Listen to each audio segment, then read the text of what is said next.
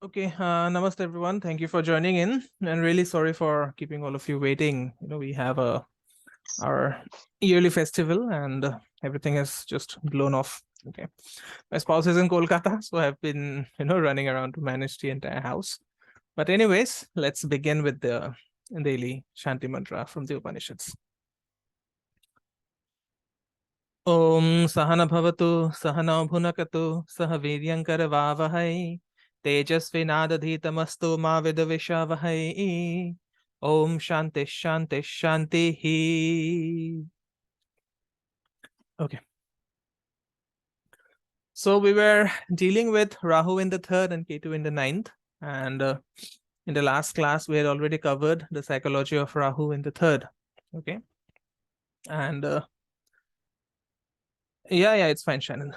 And what has happened is the recordings, I wanted to upload them today.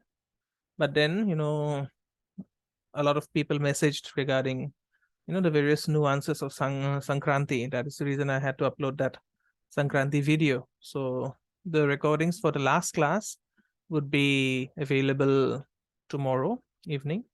And the recordings for this class will be available, I think, on Monday. That is how I've planned it. Anyways, so we'll be dealing with the psychology of Ketu in the 9th. Okay, and why I use the word psychology, because Rahu and Ketu, they don't have a physical body. Okay, so they mostly affect the psyche of ours, of human beings. Okay, and after we deal with Ketu in the 9th, we will go for some example charts. Okay, so since the 9th house, it rules thighs and hips. So Ketu present in the 9th house will suggest problems with the with the hip joint or the or the nervous system. Okay, and Ketu in the 9th house is quite common. Okay, it's very, very common, and such a diagnosis would actually require further analysis. Okay, for example, you have to see how Ketu is associated, or with which planets Ketu is associated, or how Ketu is aspected, okay, by malefics or by benefics.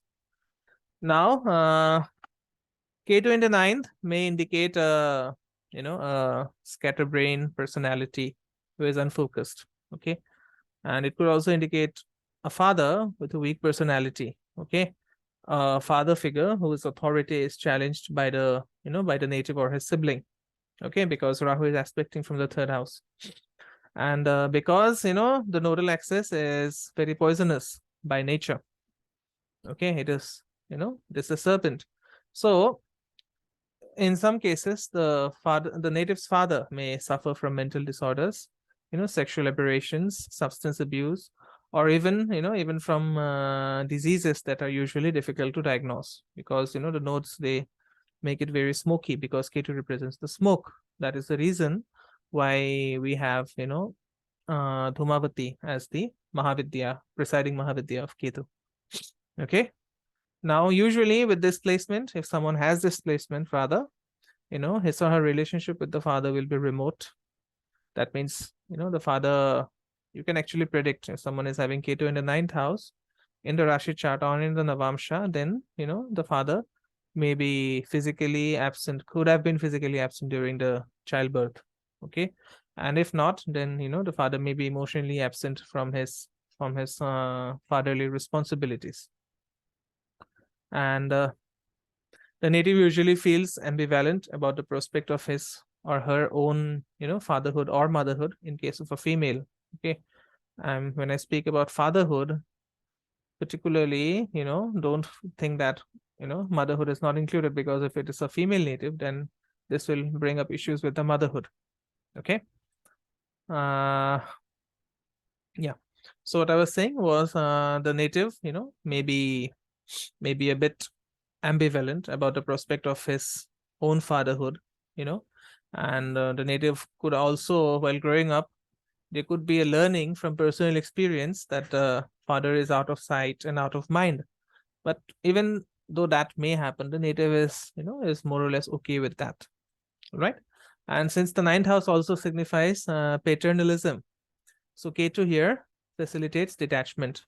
Okay, and detachment in a way that the native may reject the male order of things in favor of feminine deities. Okay. And for, ninth house also represents your higher studies, higher education. So, the native may have some kind of disinclination for attending, higher education in colleges and universities. But if it's a native who has actually attended university, then Ketu in the ninth house will reflect some kind of disillusionment with teachers, professors, advisors, mentors, etc. Okay, because these people, they are too traditional for the taste, for the native's taste, that is. So, it makes the native a bad candidate for higher studies, okay, a bad candidate for master degree, for postdoc studies, okay, or maybe, even employment in the university system or tenure, all right. And Ketu is, it is the karaka for mistakes, and it signifies loss of focus or direction. And in the ninth house, it can literally mean getting lost, okay. For example, at the university, the native may feel lost with respect to what subject to choose, okay. Or for example, the native is trying to travel to a new country, to a foreign country. In that case, the native may find himself or herself lost in the airport.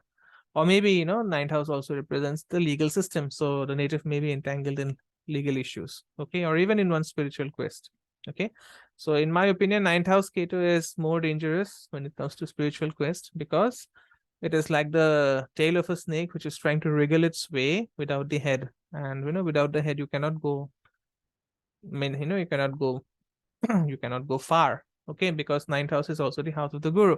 So it's like, it's like firing on all cylinders, trying to figure out what thing to, what route to take and how to go about your spiritual journey without, without the proper guidance. Because, for these people, the guru is uncool, the guru is not cool, okay.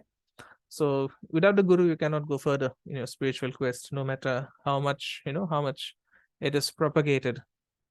But anyways, so this rejection of the native regarding traditional teachers might result in him being self-taught, okay. You'll find many people who are self-taught, all right, and learning from books with a tendency to browse widely in search of whatever resonates, as opposed to a focused pursuit of a single philosophy or practice, okay. And this happens when you don't have a guru to guide you. You can be lost in your pursuit, whether it is your education sector, or whether it is your higher study, or whether it's your spiritual pursuit, okay. You try everything at the same time, okay. that is the bigger problem. People are trying everything, and then all sorts of things can backfire, and it can lead to a lot of problems, okay. Now Rahu represents material existence, okay.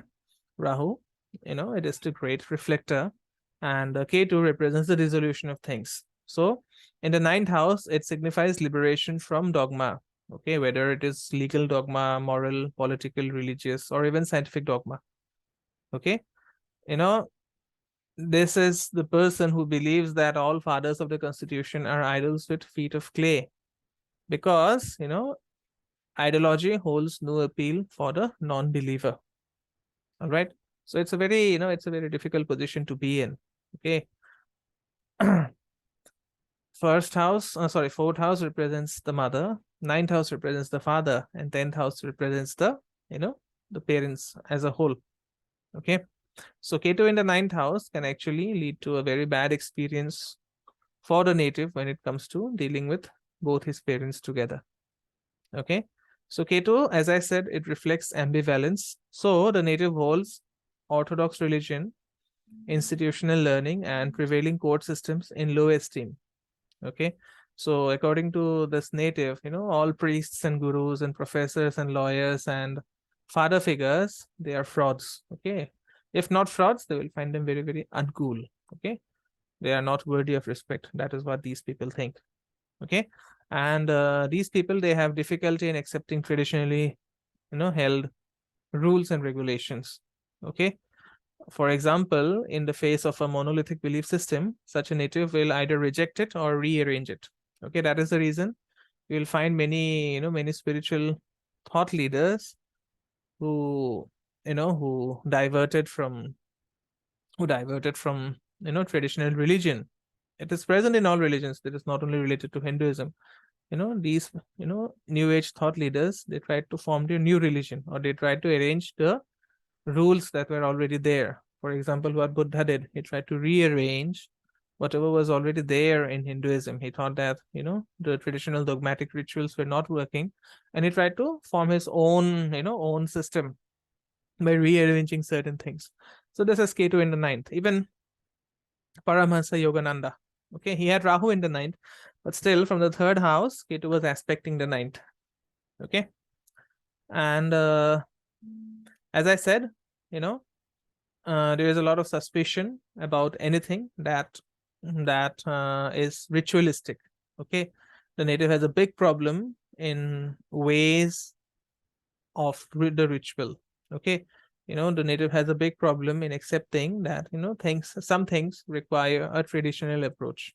Okay. It's just like my way or the highway. That is the reason Ketu in the ninth often leads to fanaticism. Okay. And these people, they seek to escape conventions established by priests and adjudicators of, of temples, of courts, and so on. So in a sense, these natives, they become rebels, okay, challenging the forefathers' right to dictate how things might be. Okay, so they try to establish a new path based on their understanding of how the world works. And these people, they have little or no interest in Orthodox religion and are prime candidates for becoming atheists. Okay, they are prime candidates to realize that, they will be the ones to declare that there is no God. Okay, and Ketu in the ninth, it poses no barriers to an eclectic education. Okay, so because Ketu is the most abstract planet, what happens is, Ketu in the ninth reflects an aversion towards religion, towards higher education, towards your gurus, towards your father figures. Okay, and it's not all gloom and doom. These natives, they can communicate with spirits, or they can enjoy a direct line to God without the intervention of a custodial priesthood. Okay, for example, the father or guru may appear to them as a vehicle, and they may be, in their dreams, maybe, or maybe, maybe they might have visions of their fathers and gurus or other fatherly figures speaking to them. Okay, and these natives are very, very, they are very, very clairaudient or clairvoyant. Okay, or cognizant. Yes, so their sense of perception is very, very strong. Okay, and these are the people who don't have a problem in visiting religious places associated with all religions. Okay, so for some traditional people, they feel that no, it can change it. Okay, for example, if Jupiter is aspecting it, then the entire picture can go for a toss. Okay, I'm just speaking about Ketu in the ninth in general. Okay, so as I was saying, these people, they have a tendency of taking the good things from all the religions without without adhering to any dogma. Okay, and what is the ninth house? Ninth house is the dharmasthana. Okay, so Ketu in the ninth, it reflects a disconnection in the doctrine or philosophy of dharma. Okay, now by dharma, I don't mean religion. I mean, whatever you have inherited from your, from your father, from your ancestors. And it can make the native a spiritual wanderer, okay, and attached to any belief system, intuiting that freedom lies in detachment, even from gurus or teachers, okay, who propagate those values. That is the reason Ketu also rules sannyasis, right? They are completely detached, yes, and in that detachment, they find peace. Okay, so it's a position, or it's a combination where no single guru or or religion or scripture will anchor the native, because the native does not want to be tied to a to a particular belief system, to a particular religion. Okay, now these people, they have all the qualifications to become a guru or a mentor or a teacher. Okay, mind you that they are not fools. Okay, even though they are very, very unconventional when it comes to religion, these people are not fools. So they they have the ability, or they in the course of their journey through life, they attain the qualification to become a guru or a mentor or a teacher. Okay, And these people, they may have strong ideas, but they prefer to express them through their chosen media. Okay, they will speak whatever they want, whenever they want, and wherever they want. Okay, and regarding the spiritual practices, Ketu in the ninth identifies with any kind of sadhana that involves detachment, isolation, meditation, or withdrawal. Okay, for example, there is a group of people who are very fond of spiritual retreats. Okay, spiritual gurus, these spiritual gurus, they organize these retreats for 3 days, for 5 days, for 33 days, for 333 days, and there are a lot of people who join in. Okay, if you look at their charts, most of them would have Ketu in the ninth. Okay, of course, nothing comes out of those retreats anyways. All right, it's just that, people go to those retreats and they come back home even more sad. I've seen that happen to many people personally, because I'm not very fond of those retreats. But anyways, okay. So this Ketu, ninth house Ketu, is like the sadhu who rejects all attachments in favor of wandering. Okay, and in the Indian context, we usually hold sadhus in very high regard. Okay, that is the opinion that we usually have of sadhus and saints around us. Okay, just give me a couple of minutes. I'll be back with the example charts. Okay, so let's begin with the example charts.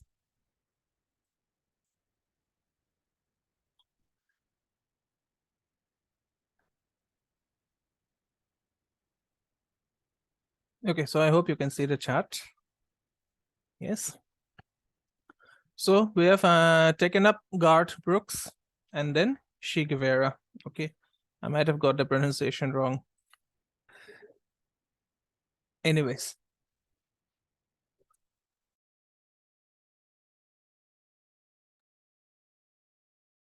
Okay, so Garth Brooks, he is an American singer and songwriter. And, he is immensely popular because he manages to, to produce fusion of rock and roll. Shannon must be aware of him. Yeah. And he is the best ahead solo artist in the USA, even ahead of Elvis Presley. Okay. And he is only second to the Beatles when it comes to total album sales. And, he is also one of the world's best selling artists of all times, having sold more than 160 million records. Okay. Now, Brooks grew up in a musical family that hosted weekly talent nights, in which he sang and played both the guitar and the bajno. And he has been a lifelong athlete since high school, where he played baseball and football. Okay.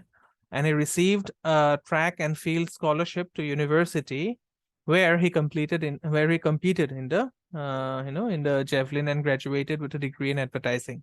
Okay. And he was also signed with the San Diego Padres for spring training. Okay. And other clubs also between 1998 and 2004. Okay. But then, as compared to other professional players, his performance didn't earn him a place on the regular season roster for any major league team. Okay. Now, Brooks married his college sweetheart and he had 3 daughters. And then he divorced that lady and later married country singer Trisha Yearwood. Okay. So this man was torn between career and family. And because of this, he went into temporary retirement for around 7 to 8 years, I think, before launching a comeback in Las Vegas. Okay. And he is a well-known supporter of gay rights. And he is also a well-known sponsor of several charities for children and other fundraisers. Okay. And he has a very genial and folksy public image, okay, as a Christian family man. But, people who are familiar with the American music industry, they know that he is both respected and feared by the industry insiders who know him better as a very shrewd and ruthless businessman who calls all the shots in his career. Okay. Now look at the chart of Brooks. 6 planets are there in the same sign as Ketu, and 3 of them, Mars, Mercury, and Saturn, they are outside the nodal axis. That means the degree is more than that of Ketu. So this is a potential Kala Sarpa. Okay. But look at the 9th house. It has a Pravarajya Yoga. Okay. Pravarajya is a condition where more than 3 planets are present in a particular house. So it's a classic case of Pravarajya Yoga. And what happens is, it creates a lot of pressure on the house where this yoga is present. That means it can break this house. So this ninth house can get broken all of a sudden. Okay. And look at the majority of the planets, they're moving towards Rahu. So this is a Anuloma type Kala Sarpa, which is the difficult type as compared to the Viloma type. Okay. So this, as I said, this is a classic case of Pravarajya. So, this is a complex Kala Sarpa. And you look at the conjoint presence of Sun, Mars, and Saturn on the nodal axis. So they're all inclined towards dosha. Okay. And at the same time, Mars and Saturn are in Graha Yuddha. Okay. So because they are in Graha Yuddha, what happens is, this Graha Yuddha, it potentially reduces the dosha. Okay. It's just like a fight is breaking out between two ruffians at your house party, but the owner of that house, that means you have locked the two to a room in the basement. Okay. So these planets which are in Graha Yuddha, they have actually gotten locked because of the Kala Sarpa.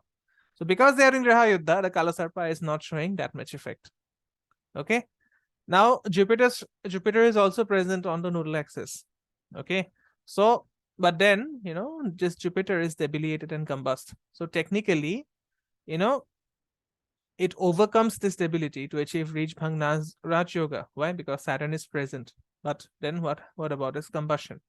This means the houses that are ruled by Jupiter, they are not giving him any results. Okay, or they are not being very good for him. So you see this 8th house, which is ruled by Jupiter, and the 12th house, which is the 11th house, which is ruled by Jupiter.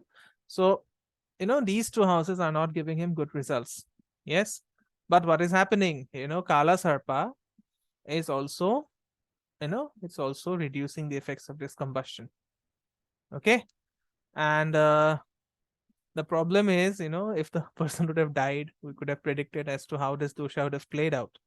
But then, even by looking at his life till this point, okay, we can see that they could be suffering a loss of father or spouse, because Mars and Saturn, Mars is the lord of the 7th house, and Saturn is the lord of the 9th house.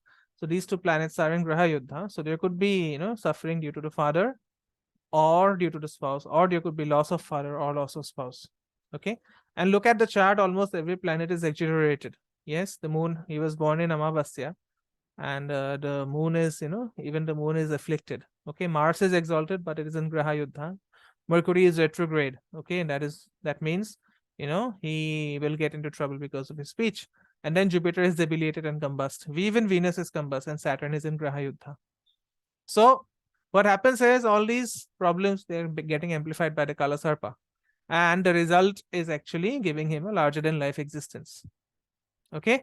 So because of this massive stellium in the chart, Brooks enjoys a lot of major yogas. Okay. As I said, the Pravrajya yoga is there, which is created by the association of 6 planets. So we're not counting Ketu in the 9th house. And because Saturn is placed in its own sign, and 9th is the Dharmsthan, so this speaks a lot about his moral nature. Okay.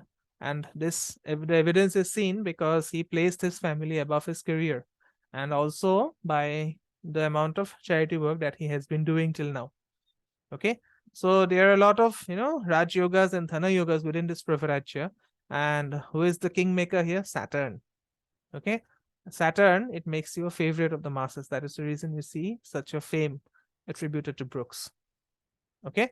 So it's a combination of hard work and great fortune. Okay. The other thing that you can watch out is that Sun, Jupiter, Venus, and Ketu, they occupy Dhanishta Nakshatra. Okay. What is Dhanishta? The more planets you have in Dhanishta, the more richer you will be. Okay. Because Dhanishta is one of the wealthiest nakshatras. Okay. It's a Mars nakshatra, and it is associated with drumming, percussion, rhythm, singing, and vocal skills. So it's a classical case of someone being engaged in the musical sector. Okay. Now Brooks was born in Saturn Dasha and Saturn Anta Dasha. So Saturn's participation in these positive yogas, it launched him into a life of considerable power and fortune. Okay. So the Saturn is effectively controlling the entire chart. And how does it do it? It is dispositing all the planets in the ninth house. Okay, and it also disposits by nakshatra the moon, okay, which is in the 11th house, and this moon is also being aspected by the Saturn in the ninth. Okay, and many of the key events in Brooks' life occurred in the periods of the nodes, or the planets that are influenced or influencing the nodes by association, aspect or disposition. Saturn Dasha, it ran to the age of 17, during which he performed in family talent shows and played baseball and football in school.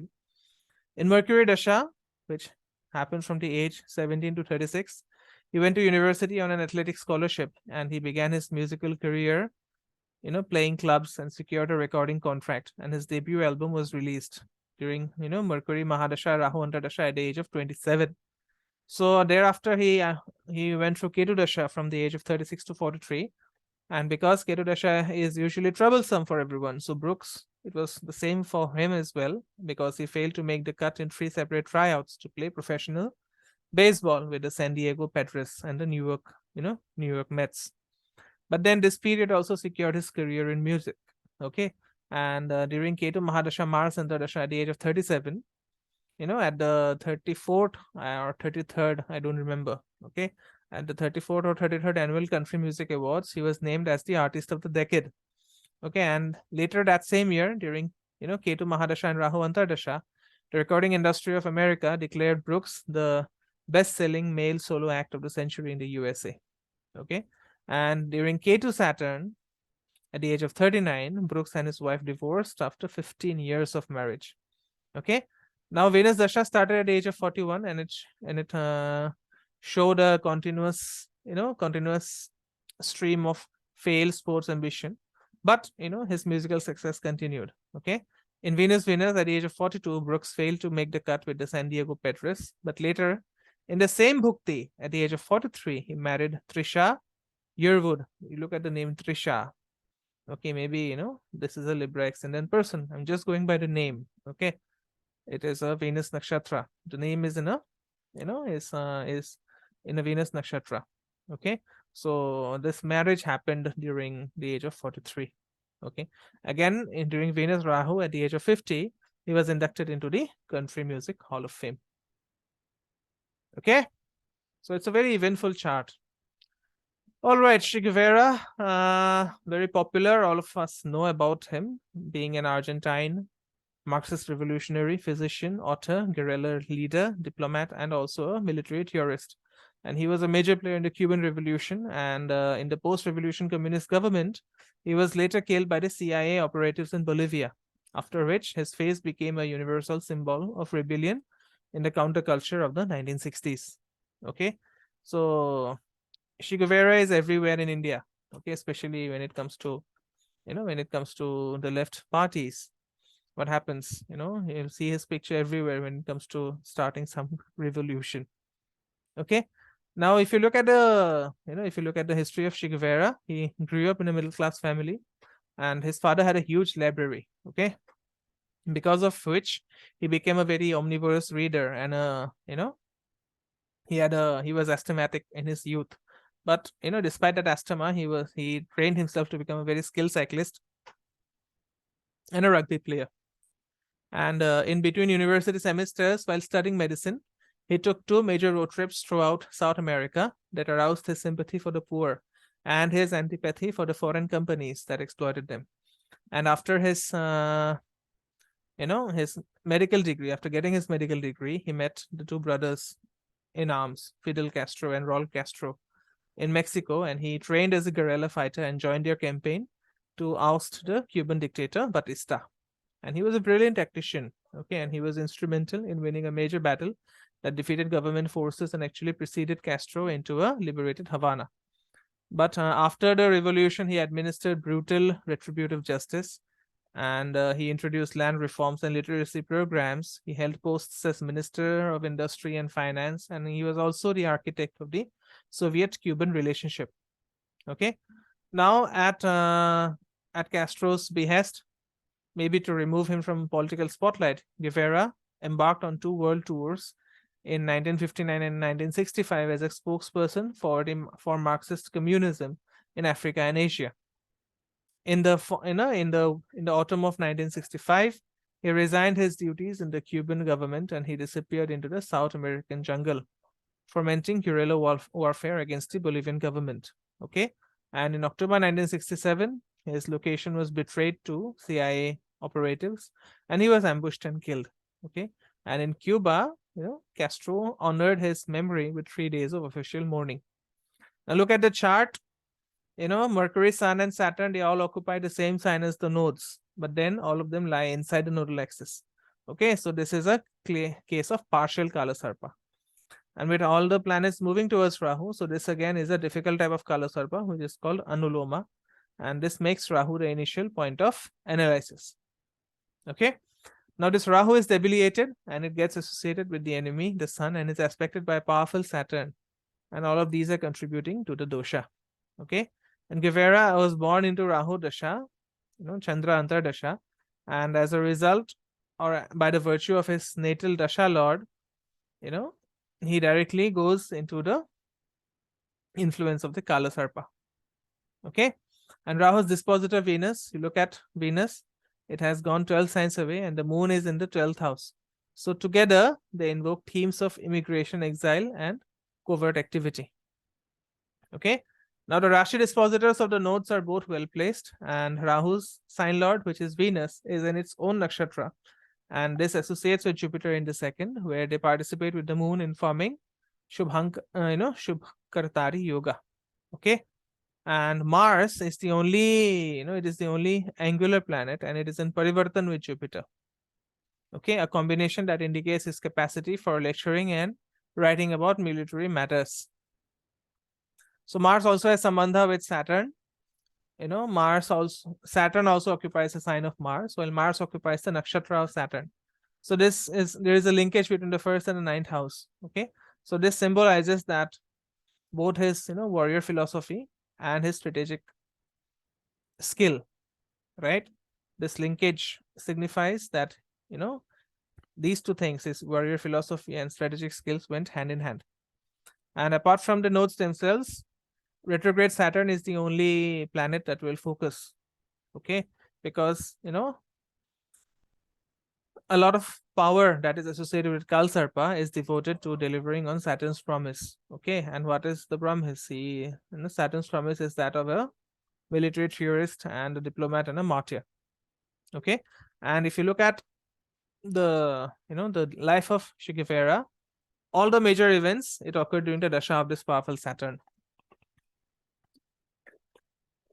Okay, in Saturn Antar Dasha, at the age of 20, Guevara entered university to study medicine. In Saturn Mercury, at the age of 22, he made a 4,800-kilometer motorbike tour of Argentina, and that was followed by an 8,000-kilometer motorcycle tour of South America in the following year. Okay, and in Saturn Ketu, at the age of 25, he received his medical degree. And during Saturn Venus, at the age of 26, he went to work at a hospital in Mexico City. And during that time, he met Fidel and Raul Castro. And the following year, he was recruited by them to undertake guerrilla training. Okay. By the time he reached Saturn's Sun at the age of 29, he was engaged in jungle warfare in Cuba against the Batista regime. Okay. In Saturn Moon at the age of 30, he created the clandestine rebel radio and won the decisive battle of Santa Clara, after which he and Castro entered Havana. And during this period, he recovered from a major bout of asthma and he started writing the manual Guerrilla Warfare. So during Saturn Mars at the age of 31, he dispensed retributive justice against surviving members of the Batista regime. He also introduced a land reform bill. Why? Because Mars is the Bhumikaraka. Okay. And after being appointed as the Ministry of Industries, he took a 3-month tour of Africa and Southeast Asia. Okay. And during Saturn Rahu, at the age of between 42 and 44 years of age, he introduced a literacy program to educate more than 700 people, 700,000 people. Okay. And he was also appointed the finance minister. He was also appointed as the president of the then National Bank of France. Okay. And meanwhile, he remained a man of the people, cutting cane with farmers, sometimes working 36 hours non-stop. And he also participated in an annual fishing contest with Ernest Hemingway. Okay, and Fidel Castro and Raul Castro are also present in that event. And when the CIA launched an invasion at the Bay of Pigs, his troops defeated them, a feat that is, that is credited in part to the military training he would provide, or he would have provided to the Cuban militia. Okay. Again, in Saturn Jupiter, at the age of 45 to 46, he addressed the UN Assembly and he conducted a 3-month world tour and then dropped out of sight.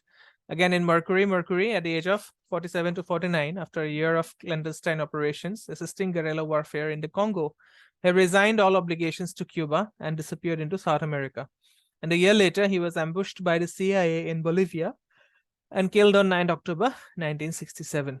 Okay, so this Mercury is a Marka Graha, and the nakshatra depositor of Mercury is Moon in the 12th. Okay, so and that is it. These are the two charts that I wanted to share with you. I hope you got some value from this, and I'll see you tomorrow in the next class on on the Jyotish Foundation. Any doubts still here?